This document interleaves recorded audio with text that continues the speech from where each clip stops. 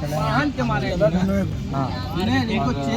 एकदम खुल नहीं रही है, आग एकदम खुली नहीं है। इतनी बेरहमी से हमारे बेटों को मारा गया, हमको इंसाफ चाहिए। सबसे बड़ी बात है कि चेतगंज थाने में इनके खिलाफ भी मुकदमा दर्ज किया गया है। हम व्यापारी नहीं कह सकते क्योंकि ये गुंडागर्दी है। एक मजदूर अगर उनके क्या काम किया है और वो अपनी मेहनत की कमाई लेने गया था आपके यहाँ, ना कि आपसे उधारी मांगने गया था। अधमरे हाल पे थाने पे लेके गए लेकिन कोई सुनवाई नहीं। तो उसको उस हाल में लेके गए जिस स्थिति में वो था, जिससे मरा हुआ था। कौन लोग थे मारने वाले आपको? उसमें सुंदरम जो थे उन्हीं को हम जानते हैं, ज़्यादा दिन नहीं, 2 दिन बस वहाँ काम हुआ था। अगर मैं यहाँ खड़ा होकर आपको जाति से चमार से यार बोलूँगा तब ये एग्लेंस बनता है, तब ये अपराध मैं करता हूँ आपको बेस्टेसी का। अगर मैं घर के अंदर बोलता हूँ तो मेरे में कोई अपराध नहीं बनता। क्योंकि मनीष कुमार, आप देख रहे हैं खबर भारत। तस्वीरों में साफ तौर से देख पा रहे होंगे हमारे साथ एक पीड़ित है, इनका नाम वकार यूनुस है। सबसे खास बात यह है कि बनारस में भी चेतगंज थाना अंतर्गत चेतगंज में ही महाराजा रोल कॉर्नर है। मैं आपको बता दूं कि इन्होंने आरोप लगाया था कि मेरा पैसा बाकी है। इन्होंने गया पैसा मांगने, उसी के पैसे मांगने से नाराज मालिक ने अपने वर्करों के साथ मिलकर इनको जमकर पीटा है। अब बुरी तरह से पीटा। आप तस्वीरों में साफ तौर से देख पा रहे होंगे इनका शरीर डैमेज है, देखिए पूरा हाथ में मारा गया है, कमर पे मारा गया है। आप देख सकते होंगे कि किस तरह से बर्बरता की सारी हदें पार कर दी गई है। अभी मैं आपको बता दूं, सबसे बड़ी बात है कि चेतगंज थाने में इनके खिलाफ भी मुकदमा दर्ज किया गया है। अभी इनसे बातचीत करते हैं कि आखिरकार पूरा मामला क्या है। जी आपका नाम क्या है? वकार यूनुस। यूनुस जी, क्या मामला था? आपको इस तरह से क्यों मारा गया? कौन थे वे लोग? सर गए थे पैसा लेने के लिए, हम तो फ़ोन करके बुलाएं कि आइए अपना पेमेंट ले लीजिए। पेमेंट लेने के लिए गए तो काम में मतलब गड़बड़ दिखा गए और हमको फिर पेमेंट के लिए मना कर दिए, फिर मारने लगे हमको। अच्छा, तो कौन कौन लोग थे मारने वाले आपको?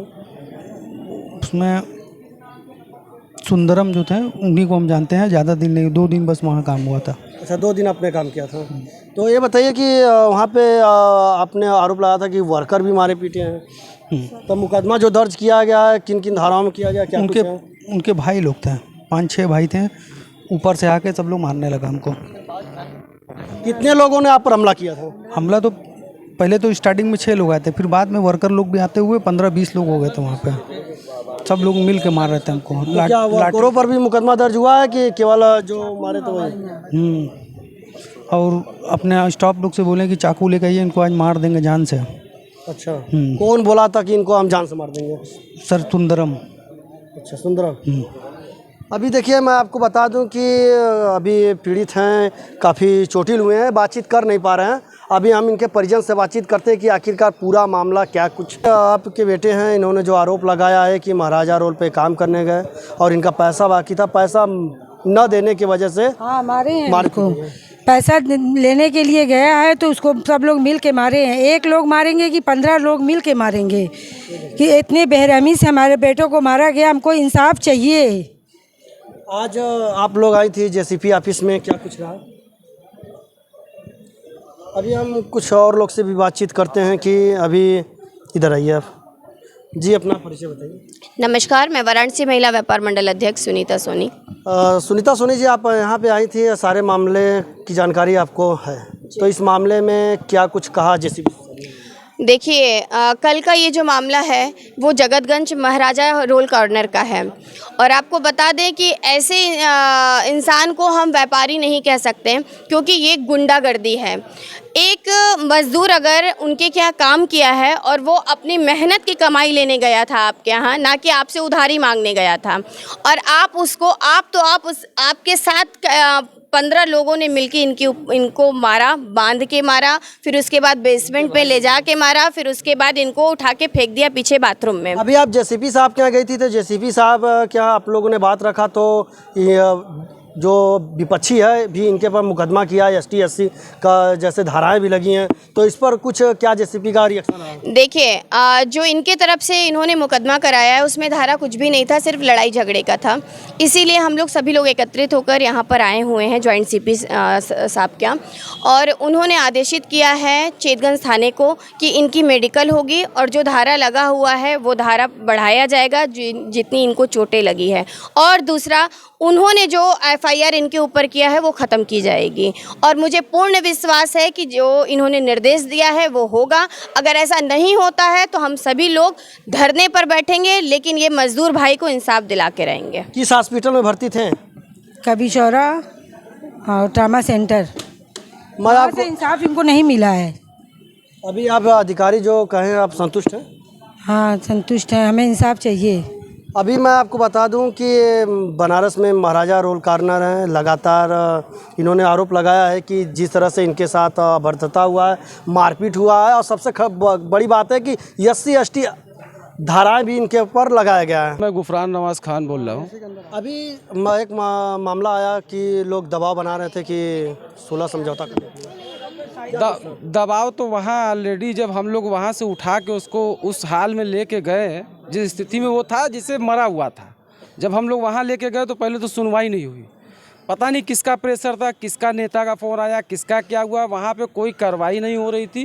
जितने अपराधी थे उनको कुर्सियों पर बैठाया गया, जो पीड़ित थे वो बाहर थे, उनको बाहर ढकेल दिया गया, सब बाहर थे और अपराधी अंदर बैठे हुए थे। फिर उसके बाद रात का 11 बज गया हम लोगों को वहाँ पे एक एफआईआर लिखने में, 1 बजे से लेके रात का 11 बज गया। फिर उसके बाद उन्होंने पेपर दिया, कोई नॉर्मल सा उस पर मुकदमा दर्ज करके, हाँ, मारपीट का करके, अगर मारपीट लायक वो है, उसका एक आँख जा चुका है, घर का बेचारा इकलौता है वो, उसके 2 बच्चे हैं, अभी शादी हुई है, 2 लड़कियाँ हैं उसकी। अगर उसके साथ ऊंच नीच हो जाती, मर जाता वो, तो उसका फिर कौन जवाब देता? कोई जवाब नहीं देता। वो भी थाने पे भी सब लोग आराम से रहते, सब आराम से रहता, वो बेचारी उसकी माँ मरती, उसकी बीवी मरती। आप लोग थाने पे गए थे तो आपने पूछा नहीं कि SC/ST एक्ट क्यों लगाए हैं आप लोग? वो तो बाद में इन लोगों ने लगाया, ये तो हम लोगों को इसकी जानकारी ही नहीं। ये तो आज हम लोग को पता चला कि ST/ST का इन लोग भी क्रॉस केस किए हैं। हम लोग की तो कोई सुनवाई नहीं हुई। हम लोग वहाँ पे उसको लेके बेचारे को अधमरे हाल पे थाने पे लेके गए, लेकिन कोई सुनवाई नहीं हुई। हमारा आँख वाँख सब बंद थी, फिर उठा के उसको किसी तरीके से थाने ले गए। मर जाता तो उसका जिम्मेदार कौन होता? बस हमको इसका जवाब चाहिए। वकील साहब, आप लोग यहाँ आए चितगंज में, तो इस मामले में क्या कुछ रहा?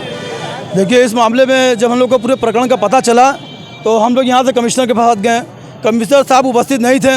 वहाँ से आश्वासन दे दिया गया कि हमने टेलीग्राम फ़ोन के माध्यम से सूचना दे दी है, सारे लोग चले जाइए थाने पर।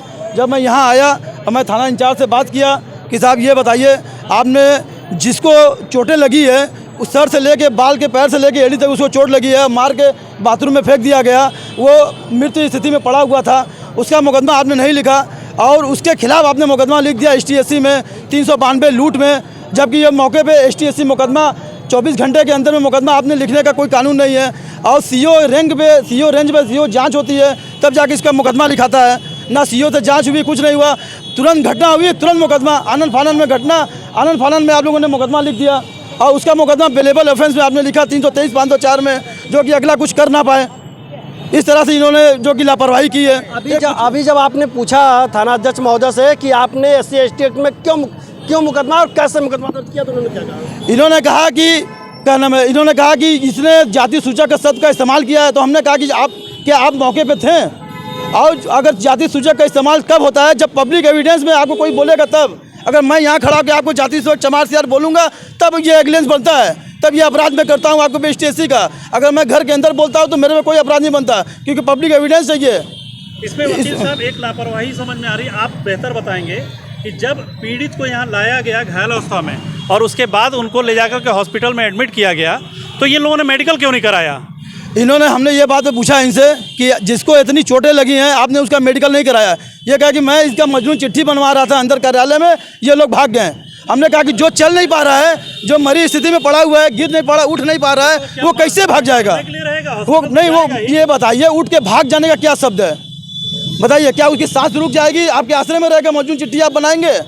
आपके सरकारी काम में इतना देर हो रहा है कि वो सांस रुक जाए, ऊपर चला जाए। अभी क्या कार्रवाई होने वाला, आगे कुछ क्या कार्रवाई? आगे SHO साहब को आश्वासन दिए हैं कि ऐसा है कि इनको जितनी भी चोटें लगी है, अभी मैं इसको मजनून चिट्ठी बनवाकर पूरा मेडिकल कराता हूँ। जितनी भी चोटें आई है, इंजरी चोट आई है, इंटरनली चोट आई है, जो भी चोटें आई हैं, सबका जो भी सेक्शन आगे बढ़ेगी, हम उस अपराध में उसको सेक्शन को आगे बढ़ाएंगे, उसमें इंक्लूड करेंगे। ये CP साहब ने कहा है कि SC/ST जो मुकदमा है उसको खत्म कर दिया जाएगा और आदेशित किया जा रहा है, तो SO साहब इस मामले में क्या? देखिए, SO साहब इस मामले में कुछ बोलने के लिए तैयार नहीं है।